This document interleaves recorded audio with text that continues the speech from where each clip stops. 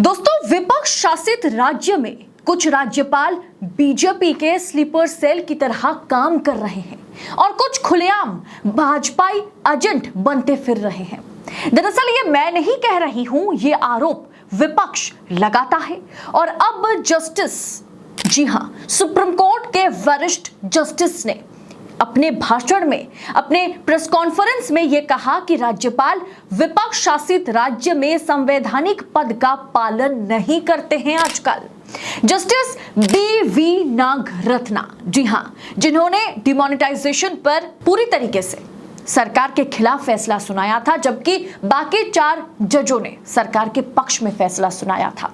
Justice BV. Nagarathna ने विपक्ष शासित राज्य में राज्यपाल किस तरह से काम करते हैं या भाजपाई एजेंट बनकर काम करते हैं, उस पर उन्होंने बड़ा सवाल उठाया। उन्होंने साफ साफ कह दिया कि राज्यपालों को संविधान के अनुसार काम करना चाहिए, ना कि किसी के इशारे पर।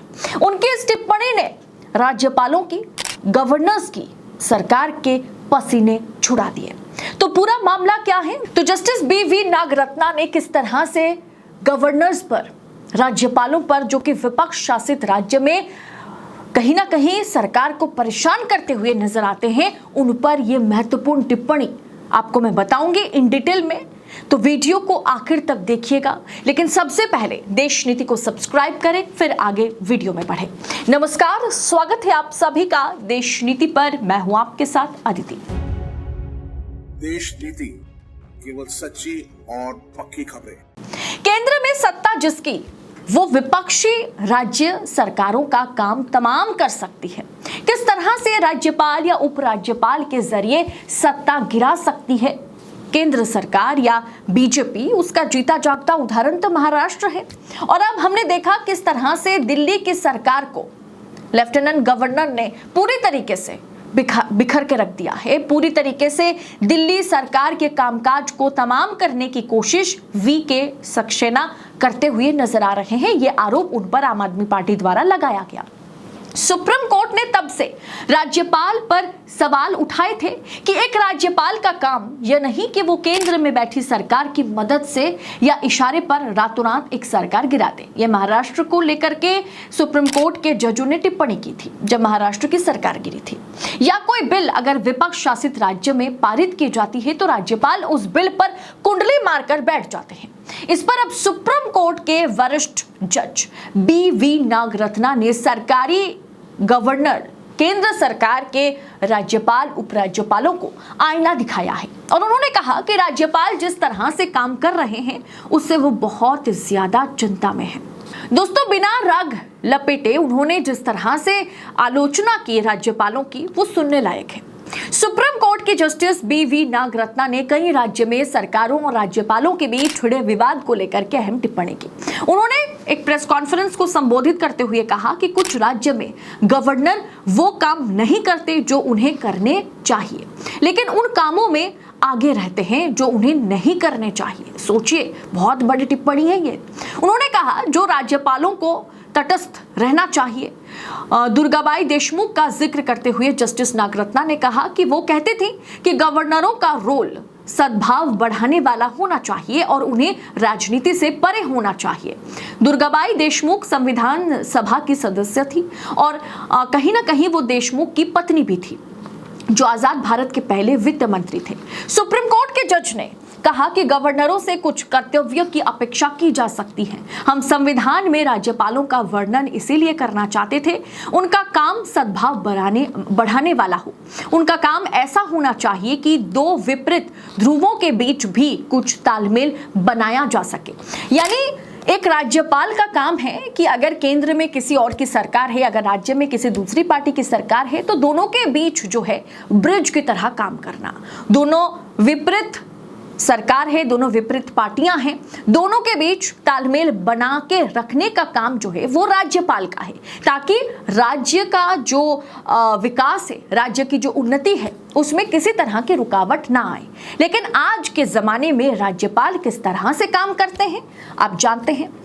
चाहे वो बंगाल के राज्यपाल रहे, अभी राज्यसभा के सभापति हैं, चाहे जगदीप धनखड़ हो, उन्होंने ममता बनर्जी की सरकार को किस तरह से परेशान किया था, जिसके बाद ममता बनर्जी ने बाकायदा चिट्ठी लिख कर नरेंद्र मोदी को चिट्ठी लिख कर उन्होंने वहां से जगदीप धनखड़ को बंगाल से हटाया था। इसके अलावा हमने तमिलनाडु का हाल देखा, हमने केरला का हाल देखा कि कोई भी बिल अगर राज्य सरकार लाती है तो राज्यपाल या उपराज्यपाल, अगर दिल्ली की भी बात की जाए, वीके सक्सेना की बात की जाए, तो राज्यपाल या उपराज्यपाल जो है वो सरकार, राज्य सरकार और केंद्र सरकार के बीच दीवार की तरह काम कर रहे हैं, ब्रिज की तरह नहीं, दीवार बन चुके हैं ताकि दोनों के बीच मतभेद या मतविरोध जारी रहे और इस बीच सबसे ज्यादा राज्य की आम जनता जो है वो पिस जाती है।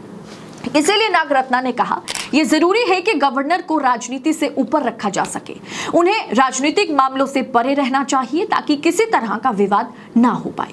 लेकिन दुर्भाग्यपूर्ण यह है कि आज के भारत में गवर्नर वे काम कर रहे हैं जो उन्हें नहीं करने चाहिए और उन चीजों में वो निष्क्रिय दिखते हैं जिसमें उन्हें खुद इंटरवीन करने की जरूरत है।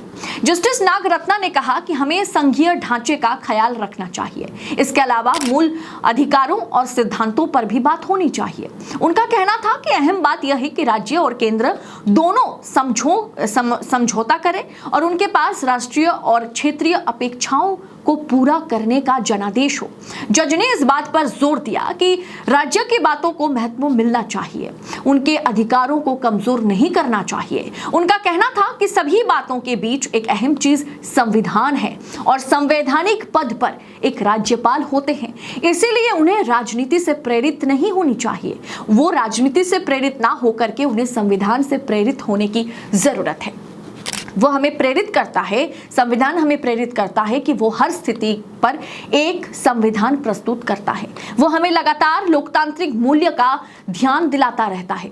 जहां जहां बीजेपी की सरकार है दोस्तों, वहां कुछ नहीं होता, लेकिन जहां जहां राज्य में बीजेपी की सरकार नहीं है, चाहे बंगाल हो, चाहे केरला हो, चाहे तमिलनाडु हो, चाहे महाराष्ट्र में हमने पहले देखा था, इन तमाम जगह पर जो है राज्यपाल जो है वो भाजपाई एजेंट की तरह काम करते हैं। वो दीवार बनकर खड़े हो जाते हैं सरकार, केंद्र सरकार और राज्य सरकार के बीच। वो लगातार तमाम बिलों का विरोध करते हैं जो बिल सदन में बड़े आराम से पास हो सकते हैं। हमने देखा वीके सक्सेना ने दिल्ली में किस तरह से अरविंद केजरीवाल की सरकार को परेशान कर रखा था। ममता बनर्जी और धनखड़ के बीच का जो मामला है वो हम सबने देखा था। अभी फिलहाल स्टैलिन के साथ, यानी तमिलनाडु में मुख्यमंत्री स्टैलिन के साथ वहां के राज्यपाल का विरोध चल रहा है। केरला में सरकार के साथ बीजेपी राज्यपाल के विरोध में कहीं ना कहीं वहां की जनता जो है वो बुरी तरह से प्रभावित हो रही है। राज्य का उन्नति, राज्य की विकास जो है वो रुकी हुई है। अब ऐसे में आपको क्या लगता है, क्या वाकई राज्यपालों को इस टिप्पणी के बाद ये समझ में आएगा कि कहीं ना कहीं हमें कटाक्ष किया जा रहा है? क्योंकि जहां डबल इंजन की सरकार है वहां के राज्यपालों पर तो किसी तरह की बात नहीं हो रही है। हमने देखा था भगत सिंह कोश्यारी ने किस तरह से रातों रात उद्धव ठाकरे की सरकार को गिराने में बीजेपी की मदद की थी। अब ऐसे में यह सवाल उठता रहेगा कि अगर राज्यपाल संविधान के प्रति सद्भाव रखकर अगर काम नहीं करे तो राज्य और केंद्र के बीच की जो लड़ाई है वो कभी सुलझता हुआ नजर नहीं आएगा। ऐसे में इस पूरे विषय को आप किस तरह से देखते हैं? सुप्रीम कोर्ट के वरिष्ठ जज बीवी नागरत्ना ने जिस तरह से कटाक्ष किया है, जिस तरह से उन्होंने एक तरह से आईना दिखाने का काम किया, जहां विपक्ष शासित प्रदेश है वहां के राज्यपालों पर उन्होंने जिस तरह की टिप्पणी की, क्या इससे वो बाज आए, क्या इससे वो लाइन पर आएंगे? क्या उनको अब समझ में आएगा कि नहीं, हमें संविधान के प्रति श्रद्धा रखकर काम करने की जरूरत है? क्या उन्हें अकल आएगी या उन्हें फर्क ही नहीं पड़ता? क्योंकि आज हर कोई जो है, चाहे वो गवर्नर हो, चाहे वो लेफ्टिनेंट गवर्नर हो, चाहे राज्यपाल हो, उपराज्यपाल हो, चाहे सरकारी जांच एजेंसियां हो, हर जगह पर बीजेपी सरकार जो है कब्जा पा रखी है। क्या इसी के चलते अब देश में हम देखेंगे जो लगातार पिछले कुछ समय से चलता आ रहा है कि एक तरफ विपक्ष शासित राज्य है जिसे वंचित किया जा रहा है और एक तरफ जो बीजेपी के साथ हाथ मिलाएगा, जैसे अभी हाल ही में बिहार और आंध्र प्रदेश के साथ हुआ, वो मालामाल हो जाएगा। आपकी राय इस पर क्या है? कमेंट कर अपनी राय हमारे साथ शेयर करें।